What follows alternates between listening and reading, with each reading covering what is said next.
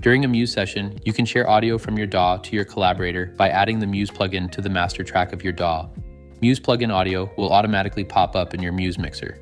You can click on the gear icon to change the audio quality and sample rate. If you see a red warning next to the device, this means that an error occurred or that Muse doesn't detect a Muse plugin in your DAW. Hover over the warning to see the issue. You can also try removing the plugin and re-adding it to the master track and check if your collaborators can hear audio. Remember, you do not need to change the output of your DAW when sharing audio with Muse. Once your collaborators can hear audio from your DAW, they can mute or adjust the volume of what they hear next to Muse plugin audio. Sharing computer audio during a session allows your collaborators to hear audio from apps like YouTube, Spotify, or a file from your desktop. To share audio from your computer, click Add Device in the Muse mixer.